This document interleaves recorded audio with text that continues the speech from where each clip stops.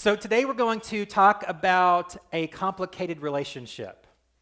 And we're going to talk about a volatile relationship. So for those of you that don't know, this year for our church is what we're calling the Year of the Bible. And so we are going book by book through the Bible this year, every weekend in a chronological way. We're trying to learn the bigger story of the Bible. And today we are kind of in a new phase, a new part in the history of the world, in the history of the nation of Israel, and in a section of the Bible. We're in the era of the kings. So we're starting a series for the next 5 weeks called Dynasty.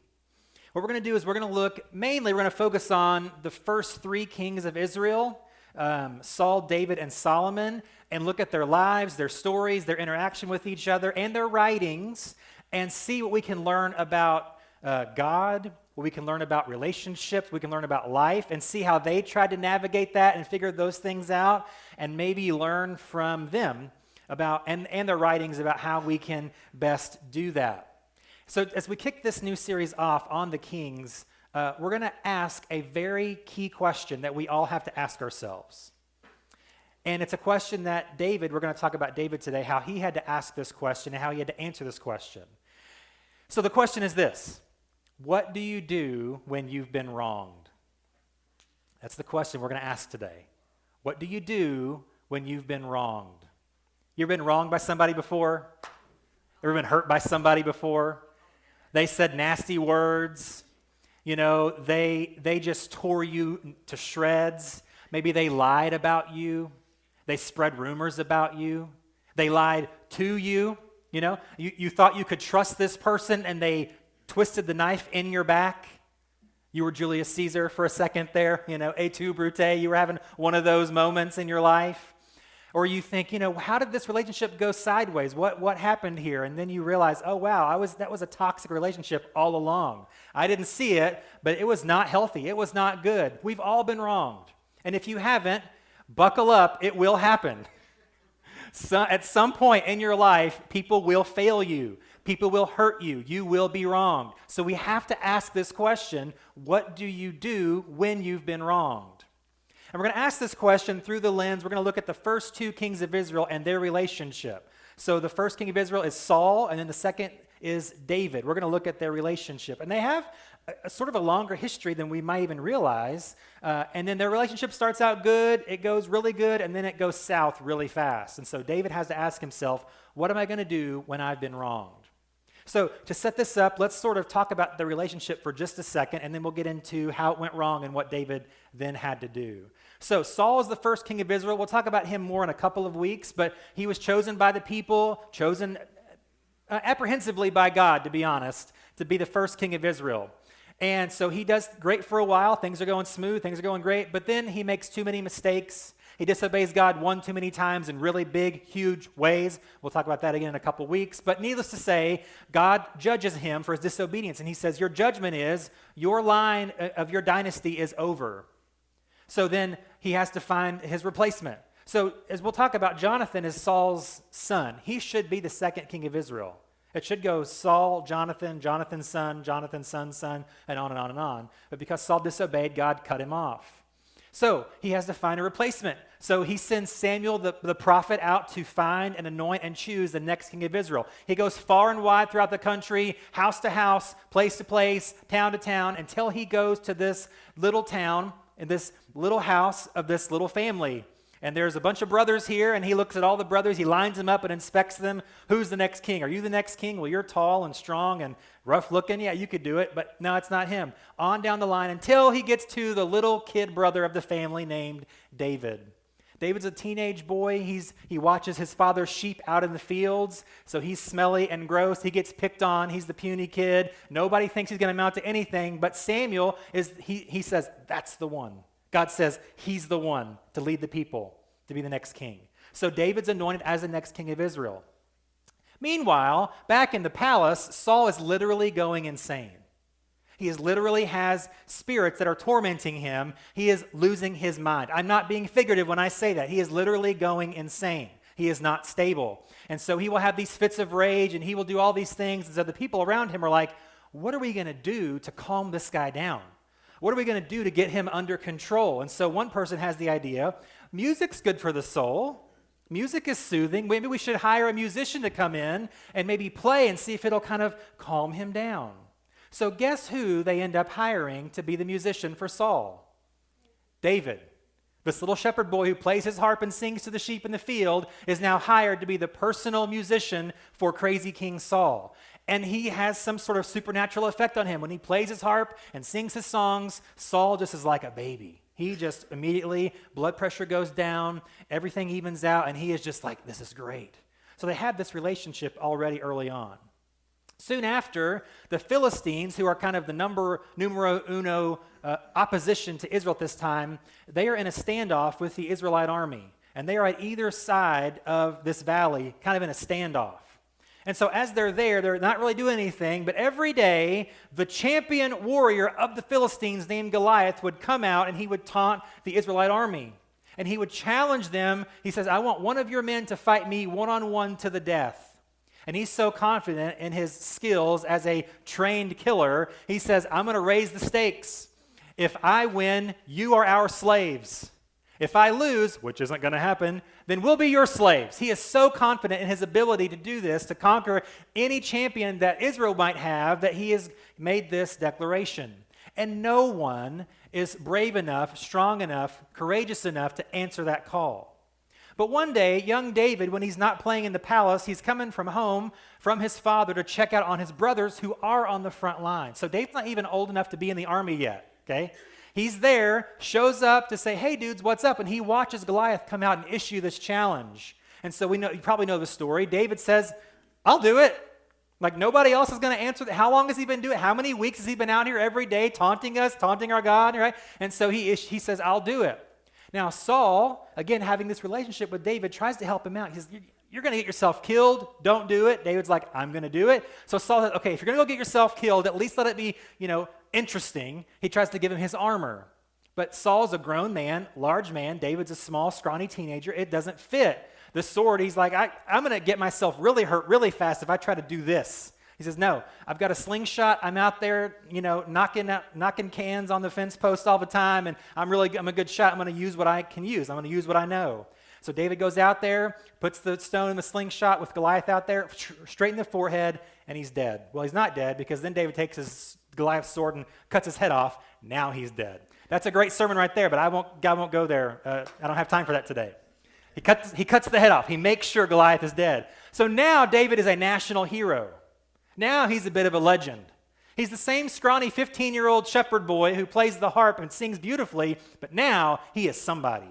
So now Saul and his relationships kind of deepen to a degree here. So that's 1 Samuel chapter 17. 1 Samuel chapter 18 is where we're going to pick up their relationship and look at what happens here. We're going to read quite a bit here at the beginning to set the stage for seeing the relationship deteriorate to get David in a difficult situation. So here it is, 1 Samuel chapter 18. This is just after he's killed Goliath.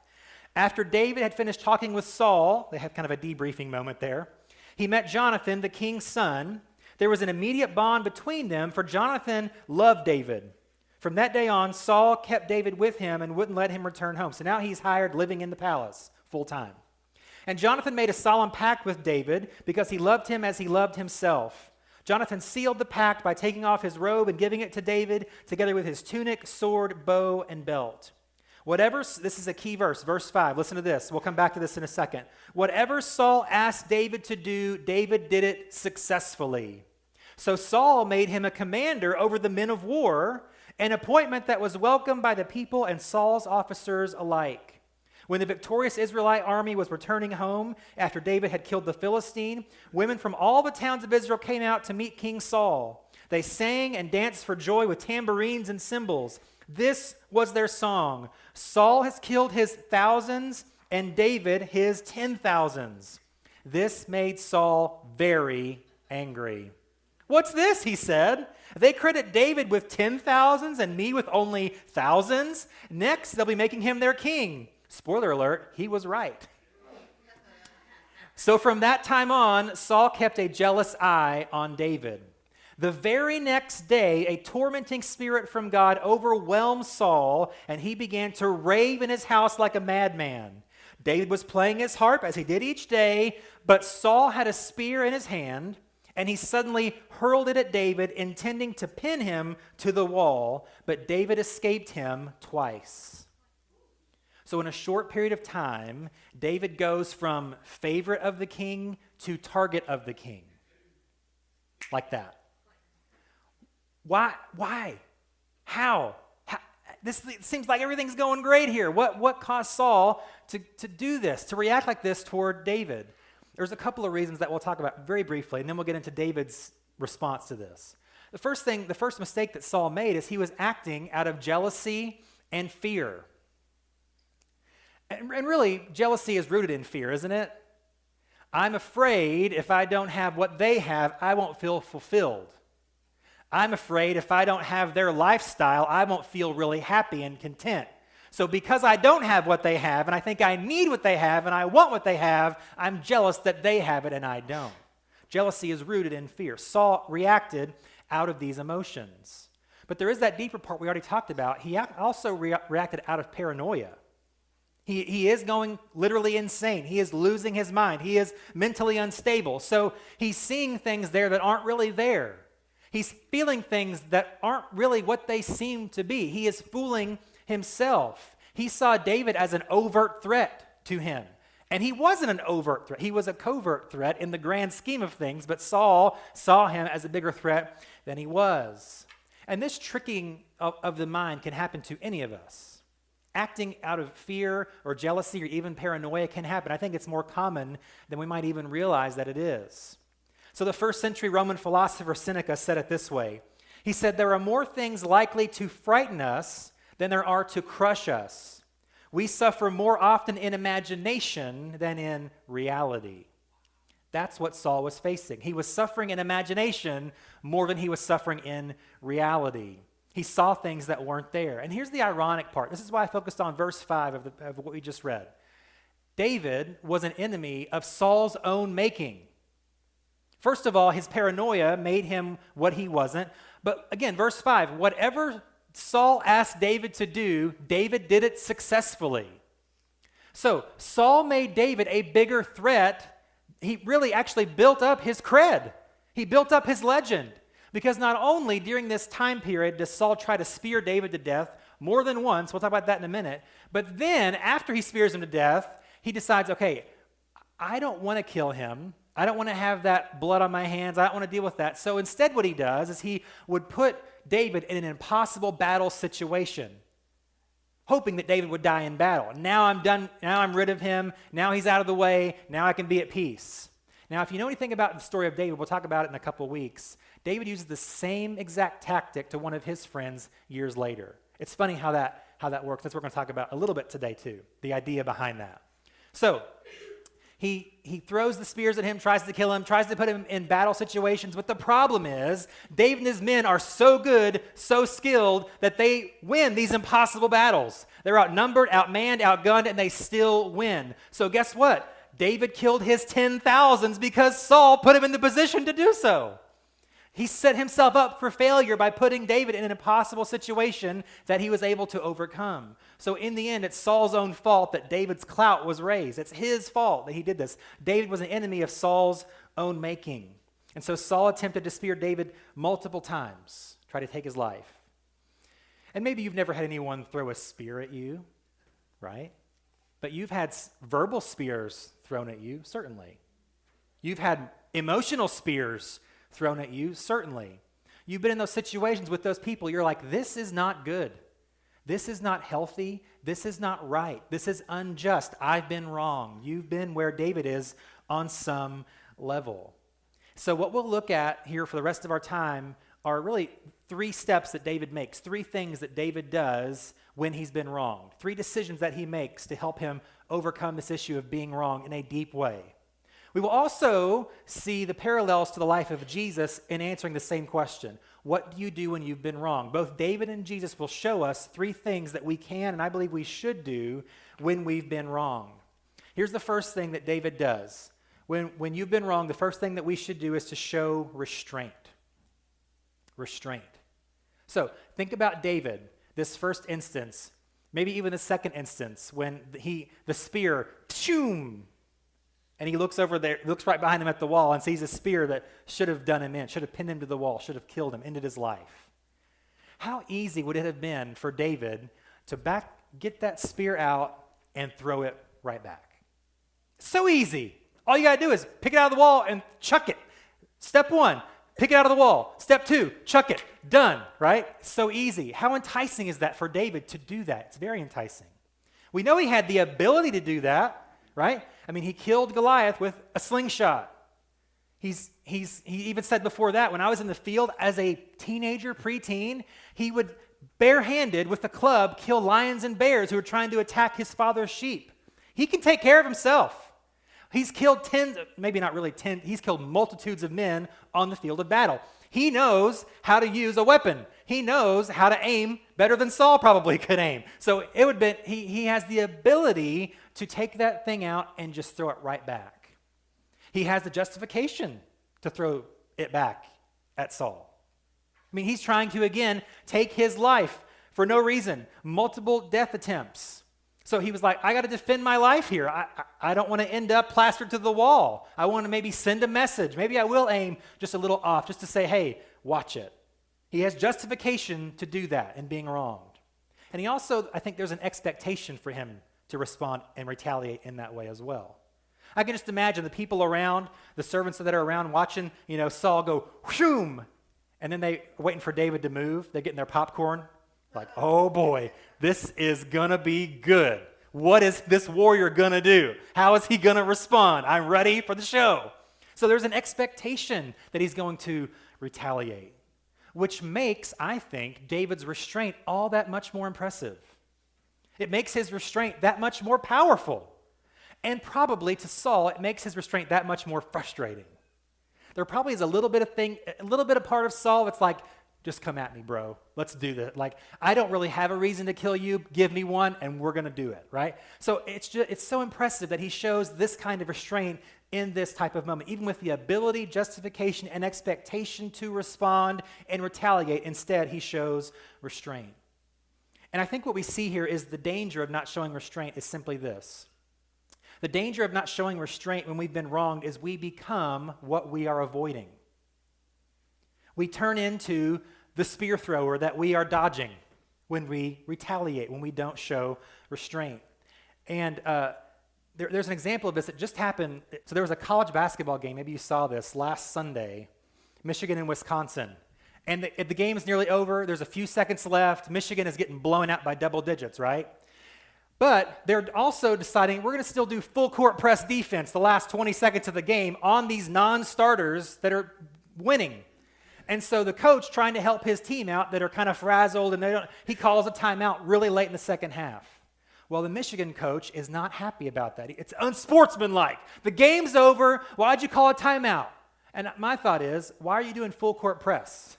You're down by 14. You're not going to win the game. Why are you acting right? So we already see a little bit of this here. And he is so angry, so frustrated, so mad. So they go in their handshake lines, the teams, handshake, and they start to get into a scuffle. The coach of the losing team, the Michigan coach who has lost, he's embarrassed. He swipes at one of the other coaches in the middle of this scrum. And that causes the players now to get involved. And you can even see on the video that the players are holding the coach back. Like shouldn't it be the other way around? These 19-year-old young men are holding their coach back from fighting another coach because he's been wounded by this timeout that was called late in the game.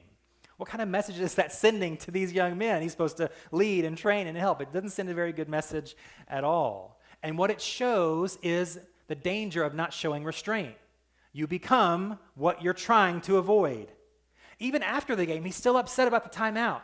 It's unsportsmanlike. It's not right. You shouldn't behave that way. And yet he's the one trying to swipe at another adult in the middle of all these young adults. That's the problem when we don't show restraint, is we become what we are dodging. And we see this also in the life of Jesus. So it's really the night when he is arrested. He's in the Garden of Gethsemane praying. So this account that I'm going to talk about is in all four of the gospel accounts. It's very rare for that to happen. This is one of those things that's in there. And every eyewitness has their own point of view, obviously. So I'm going to piece them together to give you kind of a 360-degree view of this moment where Jesus shows restraint. So in the garden, this group is coming to arrest Jesus. These Jewish officials are coming to arrest him. And Peter, his right-hand man, is not going to have any of it. He finds a sword and he just swipes, kind of like the coach of Michigan swiping, right? But he's got a sword in his hand. He cuts off the ear of one of the guards that are there to arrest Jesus. He retaliates. He doesn't show restraint, but Jesus does. Because he says, whoa, Peter, break it up. Jesus is breaking up the fight here. And he says, Peter, those that live by the sword will also die by the sword. And then in another gospel account, he says, I'm supposed to drink this cup of suffering. This is part of the plan. This is how it's supposed to go down. I don't want it to go down this way, but I know it has to. Aren't I supposed to drink this cup of suffering? And so then what he does is even more amazing after that. He, in this moment where he's about to be illegally arrested to go on trial for his life for crimes he did not commit, picks up the severed ear off the ground and heals the person arresting him. Heals the ear, puts it back in place supernaturally. He shows restraint. It's power. There's power in that. So the question that we have to consider is this. When you've been wronged, will you hurl a spear or will you heal an ear? That's the distinction to make. Those are the options that lay before you. When you've been wronged, will you hurl a spear or will you heal an ear?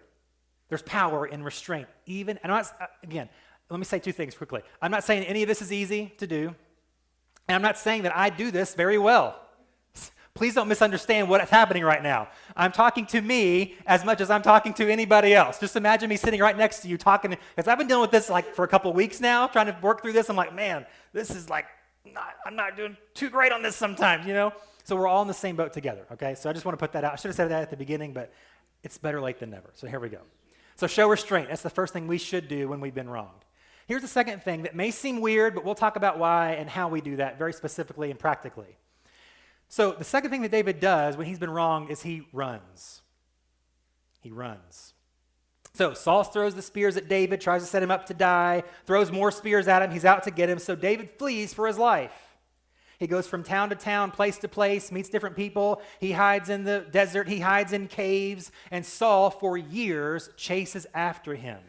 His number one goal is to kill this guy for whatever reason. He wants him dead. Now, David did not run because he was scared. He ran because he was smart. And that seems obvious, no, duh. If someone's going to try to chase me, I'm going to run away from them. That's very smart. But it's even on a deeper level than that. Because David, remember, has been anointed as the next king of Israel. And he knows, I'm not going to be a very good king if I'm dead. If this is really God's will, God's plan, I'm his anointed one, I'm next in line, I'm not going to be very good if I'm dead. So he runs because he is smart. And Jesus had similar moments as well. In his life, he had powerful people out to get him. He had powerful forces out to destroy him all the time. But there's one time in particular in John chapter 8 where Jesus is having a kind of a long dialogue with a crowd in the middle of the street, basically. And as far as we know, it's just regular people in a regular town having a regular conversation. It's not like these are high-ranking officials and Pharisees. He just says the crowd, the people, okay? And in this conversation, he's trying to explain who he really is and what he came to do and why that's so important. But in doing so, he makes some pretty lofty claims about himself. And the conversation doesn't go very well. The people aren't wanting to hear what he's trying to say. They're not believing what he's saying and claiming about himself. And so here's how that conversation with this crowd ends in John chapter 8. Verse 58, Jesus answered, I tell you the truth, before Abraham was even born, I am. He's claiming to be God. Verse 59, at that point, they picked up stones to throw at him, but Jesus was hidden from them and left the temple. So Jesus does the same thing that David did. He ran. And he did it for the same reason. Not because he was scared, but because he was smart. Because Jesus, if David knew he's king, and I got to be alive to do that, Jesus knows this. He knows I am destined to die, but it's not in some random alley with a couple of thugs with rocks. Because that's not going to make the news. That's not going to get anyone's attention. That's not going to capture the world's attention here. He knew it was the wrong time and the wrong place. He wasn't afraid to die because later on we know when it was the right time to die, when the scene was set and everything is fulfilled, everything's going according to plan, he gave himself up. He, like a lamb to the slaughter, he was led. So he wasn't running from the danger or because he was scared, but because he was smart. He knew that wasn't the right time or the right place. When you've been wronged, you have to run. But what does that mean for us that aren't having stones thrown at us and aren't having spears hurled at us? What does that mean? So just for a few minutes here, let me get very practical and maybe even overly specific on a few things, okay? Because I think the more that we can break this down into our life, the more we can know what this means and why it is effective, okay? So what does it mean for us to run when we've been wronged? And here's the big idea, and we'll break it down in 3 different ways for just a minute. So here's what I think about running when we've been wronged. I believe it can be healthy and good to put distance in certain relationships when necessary, if possible, and for as long a time as we need. Okay, let me say that again. I believe it can be healthy and good to put distance in certain relationships when necessary, if possible, and for at least a period of time. Okay, so because if people are throwing spears, you need space in that relationship. Okay, let me give you 3 very practical ways to do this. Now, you can disagree with these. You can say that doesn't make any sense. It doesn't apply. That's fine. Or you can even add your own and think, why didn't he say that? I've only got so much time and so much brain power to do this, so you can add your own what applies to you. But here are 3 things. The first one is very specific. It may not apply to you, but if it does, you'll know, okay? The first thing, when you're trying to create this distance in this relationship, again, very specific, do not follow them on social media. I know you're like, okay, I'm out, I'm not on social media. Good for you. I'm like, that's great. You should still not ever do that, right? But if you are, it's not just the physical distance that we're after. It's the emotional, relational distance that we need. So if I'm still checking in on what they're doing online, I'm not giving the space to myself and them that I'm trying to get. If I'm still letting them peer into what I'm doing and where I'm checking in and what's going on, I'm not actually giving any space at all in the area that I need to. Relationally, emotionally, personally. So we don't want to give continued access because it's going to derail the whole operation. So I know that's very specific, but I think that's an important one to kind of limit even the social media distance, the non-physical distance as often as we can. Here's the second one, though. When we're creating that distance in that relationship, it's important, and this may sound harsh, but hear me out. My encouragement is don't initiate with this person, at least for a while. Okay, here's what I mean by that. And we're not doing it out of hate or spite. I'm going to cut in here. Can I just be vulnerable for a second? I tend to do this, okay? I tend to not do this. What I will do, and I'm trying to get better at this, guys. I'm being really real for a second. If I've been wrong, my initial reaction is to act like that person doesn't exist, right? That's where I go. I go deep and dark really fast. I'm like, okay, dead to me. If we're in the same room, I will not even acknowledge that you are even on the planet.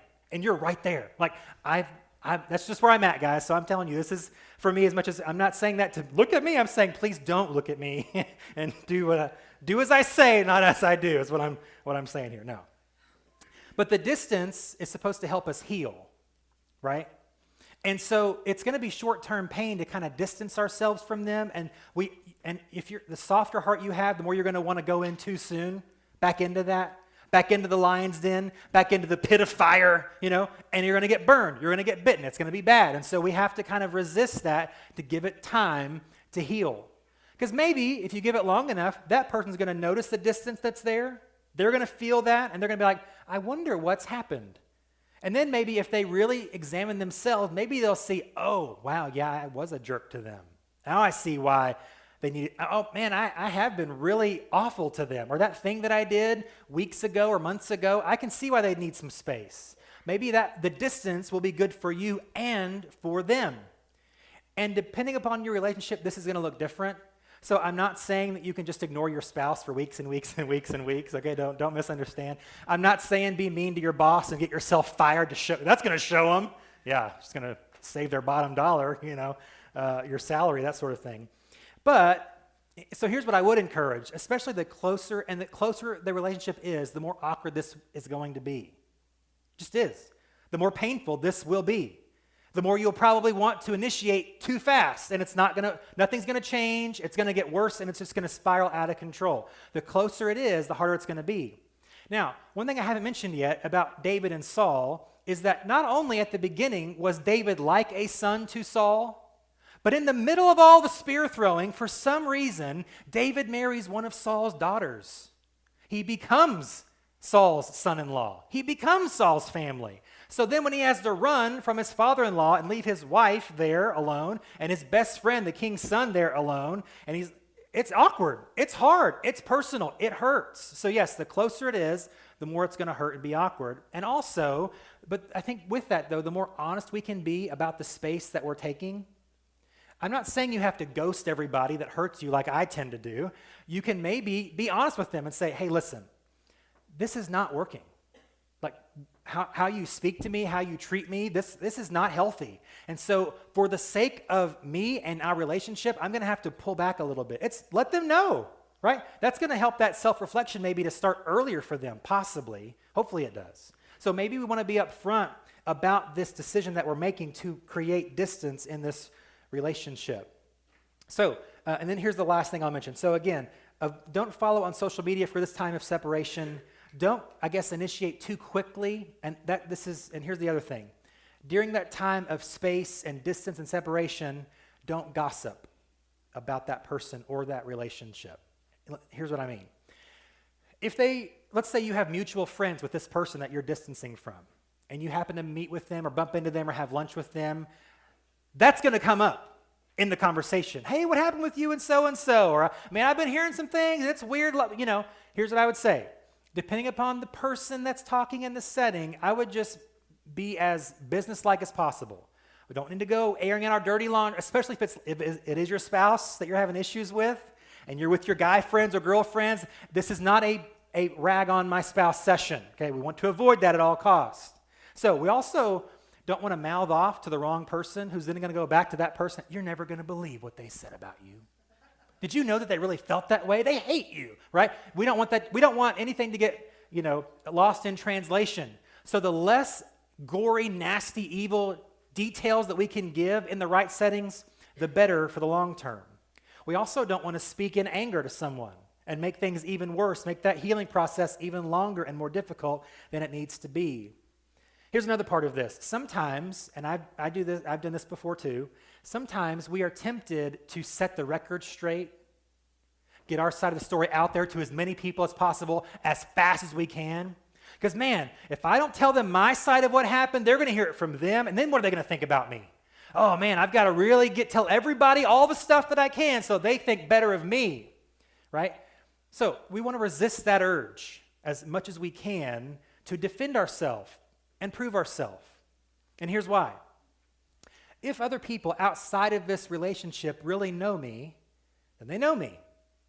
So if they hear something from someone else that doesn't sound quite right, they're hopefully, if they really know me, they're going to think, that does not sound like them. I know a different version of them than that. Or man, something really bad must have happened. Maybe I should reach out to them and see if they're okay. If they know me, they know me. I have to be secure in that. And if they don't know me, then why am I so concerned about what they think about me anyway? Right? Why? And again, I'm a people pleaser. I like people to like me. It makes my life so much better and easier if people like me, right? I'm sure you can relate to that. So yes, part of me, somewhere in there, does care about even what people that will never meet me think about me. But that's really not a healthy trait maybe to always have to this deep degree. And so we have to resist that urge to get the story out there, front page news, let me tell you my side, my view, my point of view. It's like, no. We want to avoid that as often as possible. David had to deal with that too. Saul is spreading false news about David as he's chasing him around the country as a crazy person. And so David had to just keep his head down and keep quiet and work through the healing process in this distant relationship. I will say this, and we'll move on. It is okay to talk to someone. I'm not saying don't have an outlet. I'm saying choose them wisely. Trust them. Maybe it is a pastor. Maybe it is a counselor or a therapist. That's great. Maybe it is a good friend who's really not a mutual friend that they're not going to go tell, or they're not going to have this idea about this other person already built up, or you're not trying to build your team against them now, right? You can find those people. We have to be very careful. And as we do share with the right people in the right setting, let's make sure of this. Let's make sure that what we share is focused more on us than on the other person that's wronged us. Again, the goal of distance in this relationship is to heal, ultimately, not only ourselves, but maybe even that relationship. Maybe if I work on me and hopefully they're working on them, maybe we can reconcile. That's the idea. That's the hope. We can reconcile our differences and come together and be friends again, or be more loving spouses than ever before, or better workers, or a better boss, or whatever the situation or relationship is. The goal is to heal. And so if I can focus more on my end and what I've done, what I'm doing, that will help us to heal and to grow in that time of distance. There's a second aspect quickly of this second run part that I want to focus on, and that's the spiritual aspect of it. We talked about the physical, relational, the practical. Let's talk about the spiritual aspect of this for a second too. Because for Jesus especially, it wasn't just in dangerous moments that he ran off by himself. He made a regular practice of getting away. He made a regular practice of running off by himself to focus on God. We see this in Luke chapter 5, verse 16. But Jesus often withdrew to lonely places and prayed. Often. So we don't run because we're scared, but because we're smart. We don't run to hide. We run to retreat, to replenish our spirit, to recharge our batteries, to refocus our thinking. Because eventually, whether it's from this person again and again and again or somebody else, we will be wronged again. So if I can take regular time of devotion with God, if I can get away with him, even if it's just for a few minutes a day to make this practice a daily devotional time, a real thing, we will see the value of that. We will strengthen our relationship with God to then be ready for when more spears are coming right by my ear. When more things are being said, more lies are being told, more wrong is being done. We can withstand that more and more, better and better, as we make this habit of running. We don't want to waste this opportunity. We don't even want to waste the pain that we're in. We want to learn from it, grow from it, and find out how to be strengthened by it. That's what David did. So he's not just running and hiding from cave to cave and place to place, but actually he's writing a lot of psalms during this time of running. Most of the psalms in the 50s, you'll see if you look at above the actual text of the psalm, it'll say, written by David when running from Saul, written by David and hiding, in the cave from Saul. It'll say. So a lot of the 50s, and even I think Psalm 60 is kind of in this time period. So he's using his pain, he's working things out, he's talking things out, he's praying things out, he's singing things out. He's running, but he's not wasting his time in running. There's purpose to it, and I believe we can experience the same thing as we distance ourselves in certain relationships at certain times. Here's the last thing that I'll mention just briefly as we close, and this is maybe the hardest one of all of them. I won't spend as much time on it, but it might be the hardest one. When you've been wronged, we must resist. You would say, resist what, Stephen? I'm glad you asked. When you've been wrong, you must resist bitterness and revenge. Bitterness and revenge. There's a danger to the distance that we've just talked about. There's one danger, and that is if it has the opposite effect of what we intend. Because you can run and you can try to heal, but you can also run and make your list of grievances longer. I remember when they did that back in 1989. It's like, it's 2022. Like, seriously. I know, but I'm thinking and I'm praying, I'm getting stuff out, and I remember everything they ever said to me, everything they ever did to me, and I'm not happy. And you can get more angry than you were before. So we have to be careful when we run that we also resist bitterness, anger, resentment, revenge. Man, after I get healed up, I'm going to show them. Well, then you're not healed up yet, so keep the healing thing going. Don't initiate yet. You're not ready. We can make it worse than ever. I'm going to make them pay. They're going to feel what I felt. Like, wow, that went bad fast, And David has a golden opportunity to exact revenge on Saul. Here's how that happens. So David's been running for a number of months or years now. He's kind of collected a small little band of merry men, if you will, that are following him around, and they're his guys. They're his troop, and they're like, man, we're with you. We believe in you. We know that God's blessed you and anointed you as the king, so we're behind you, bro. And so they're kind of staying together, defending David, and they are hiding in the back of a cave because they know that Saul is nearby. So Saul and his people looking for David, hunting him down. They stop, and he's got to take a bathroom break. Even kings have to go to the bathroom, guys, okay? It just happens. Wouldn't you know it, he goes into a cave, Saul does, to relieve himself. He happens to be in the exact same cave where David and his men are hiding. What an opportunity Saul's doing his thing here. He's vulnerable, right? He can't just get up and leave. I mean, he could, but it wouldn't be good. So David has this moment here. He can exact revenge. He can end this thing once and for all. He can take matters into his own hands. So here's what happens. This is 1 Samuel chapter 24, verse 4. Now's your opportunity, David's been whispered to him. Today the Lord is telling you, I will certainly put your enemy into your power to do with as you wish. So David crept forward and cut off a piece of the hem of Saul's robe. But then David's conscience began bothering him because he had cut Saul's robe. He said to his men, the Lord forbid that I should do this to my lord the king. I shouldn't attack the Lord's anointed one, for the Lord himself has chosen him. The problem with bitterness and revenge is it always leads to regret and loss. Always. Because when the blood pressure, when you've acted in revenge, when you've responded in revenge, and you're bitter and it all comes out in whatever form it does, when the blood pressure lowers, when your mind fog clears, when the noise dies down, you're always left asking, what did I just do? Always. Unless you're a psychopath. Always. In the moment, it felt right. In the moment, it felt good. In the moment, they deserve this. I'm going to give it to them. I'm going to show them. But then again, when it dies down, you're left with just you and your thoughts. You are left with nothing but regret every time. It feels right, but it's not. And here's what I mean by that.